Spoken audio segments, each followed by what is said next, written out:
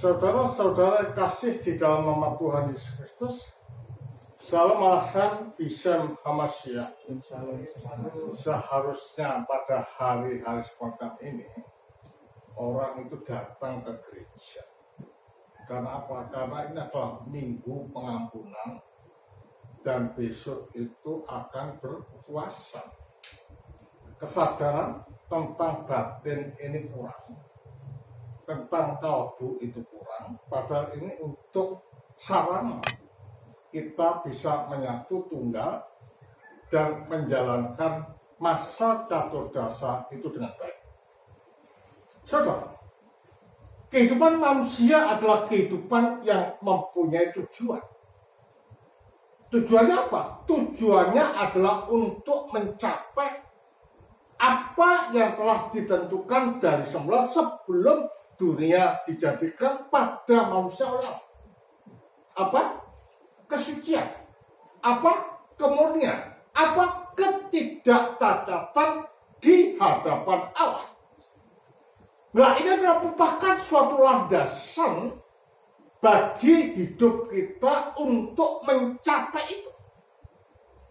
Di dalam masa catur dasa yang akan kita masuki pada hari Senin, hal yang perlu diperhatikan dan dilakukan di dalam hidup kita sebagai orang percaya adalah puasa.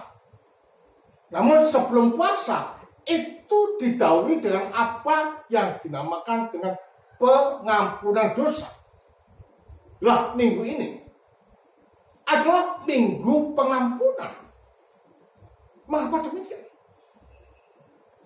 Mengapa minggu pengampunan ini dilakukan sebelum kita menjalani puasa? Tujuannya tak lain dan bukan adalah supaya pada waktu kita masuk puasa dalam catur dasa itu tidak ada namanya ganjalan di dalam batin.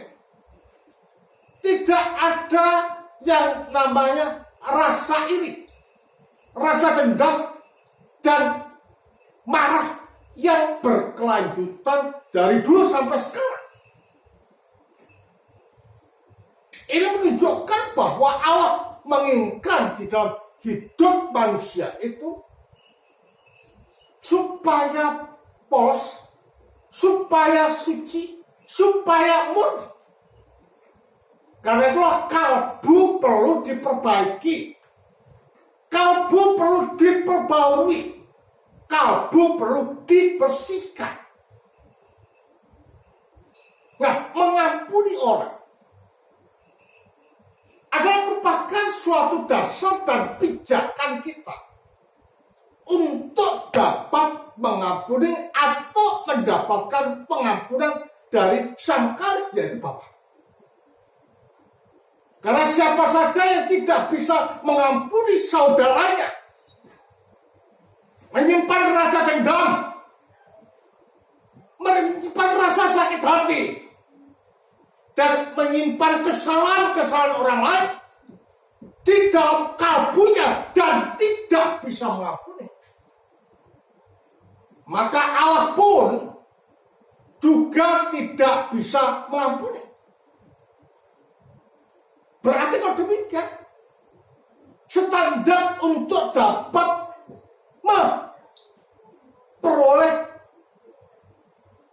anugerah rahmat ilahi pengampunan, yaitu kalau kita bisa mengampuni orang lain yang mempunyai kesalahan kepada kita. Nah, ini cocok dengan sebutan kita dikatakan sebagai gambar Allah, di mana di dalam Allah itu ada 3 hipostasis yang saling tinggal meninggali di dalam roh. Artinya di dalam Allah itu saling mengasihi, saling melengkapi, saling memahami, dan saling berangkulan di dalam kasih melalui rohnya. Nah, kita ini dikatakan sebagai gambar Allah. Berarti kalau demikian harus dapat dan mampu untuk merefleksikan, memantulkan sifat-sifat Allah di dalam kehidupan kita keseharian. Artinya saling berbagi, artinya saling memperdulikan, artinya saling mengasihi, artinya tidak bisa kita saling menendang. Nah, ini adalah merupakan suatu fondasi. Makanya ketika kita berbuat jahat pada orang lain,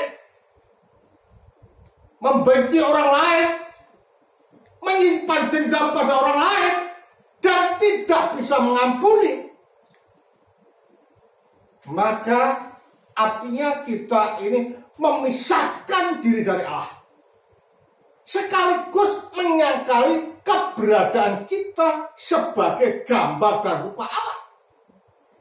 Ada dampak di dalam kehidupan kita yang tidak mengasihi orang lain, yaitu mati, derita, keterpisahan, dan keterisolasian dari Allah. Nah, ini adalah merupakan suatu derita yang tidak bisa kita gambarkan lagi ketika kita menghadap kepada Sang Khalik, kepada Allah. Maka dikatakan bangkitlah, tinggalkan perkara-perkara yang jahat, perbuatan-perbuatan yang jahat, tinggalkan. Ini adalah waktunya untuk bangkit. Bangkit di dalam kesucian, bangkit di dalam kemuliaan, bangkit di dalam membersihkan kalbu yang ada di dalam hidup kita ini.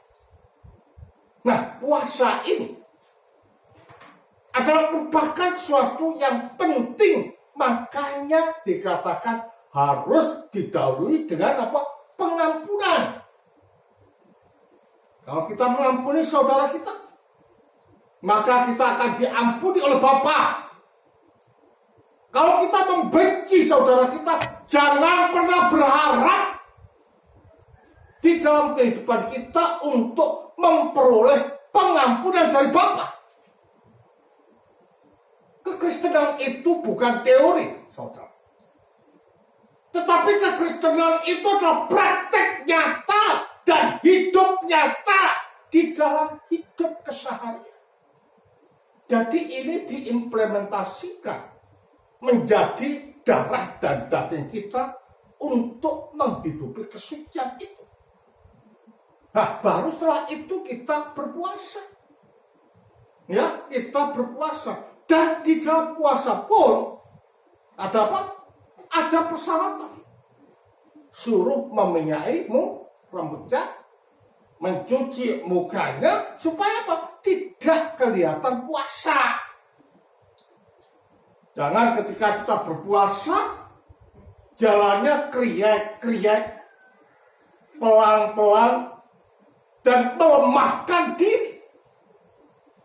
Akhirnya orang tahu, oh Mas Andre, Anda sedang berpuasa. Iya, saya sedang puasa. Ya? Kita tidak perlu itu, karena itu adalah urusan kita, kalbu kita dengan Allah. Dan Allah yang tersembunyi itu melihat apa yang ada di dalam batin kita. Sehingga dengan demikian puasa itu adalah merupakan suatu urusan pribadi kita dengan Allah yang maha bijak, Allah yang maha sempurna, Allah yang maha pengasih serta penyayang di dalam hidup kita. Nah, karena itulah menyadari bahwa kehidupan kita adalah kehidupan rohani di dalam Allah. Maka fokus hidup kita di jagat ini tak lain dan bukan adalah Allah, Allah dan Allah. Maka dikatakan jangan mengumpulkan harta-harta duniawi, tetapi kumpulkan harta di surga. Ingat, dan kalau tidak dapat merusakkannya, pencuri tidak bisa mencurinya. Artinya apa?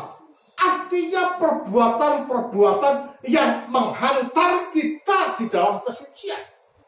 Menghantar kita mempunyai kualitas yang kekal dan abadi di dalam hidup ini. Jadi kalau demikian, puasa yang kita miliki ini bukan untuk mencari pahala. Karena itu para bapak gereja pernah mengatakan di dalam doanya, ya Bapak, jika perbuatan-perbuatan baik yang kulakukan ini semata-mata ingin mencari pahala darimu, maka tariklah aku ke neraka yang paling dalam. Sebab perbuatan-perbuatan baik yang kulakukan termasuk puasa ini adalah wujud dan bentuk cinta kasihku kepadamu. Berarti kalau demikian, perbuatan baik itu wajib dilakukan. Mengasihi itu wajib dilakukan. Memperdulikan orang lain wajib dilakukan. Dan bahkan ada referensi lain yang mengatakan bahwa pada waktu kamu hidup, hendaknya engkau mati. Supaya pada waktu kamu mati, engkau hidup. Artinya apa? Hidup di jagat ini, gunakan dengan baik. Jangan terlalu terikat dengan jagat dan isinya materi. Nah, kalau kita hidup seperti itu, maka ingat ketika roh meninggalkan tubuh, kita akan mati dan ditolak oleh Allah untuk masuk dan menjadi bagian di Firdaus. Jadi kalau demikian, yang menentukan surga dan neraka itu bukan Allah, tetapi kita. Karena itulah pada saat kita menjalani masa catur dasa ini, kedepankan kesucian, kedepankan kemurnian, kedepankan berbagi dan mengasihi pada orang lain.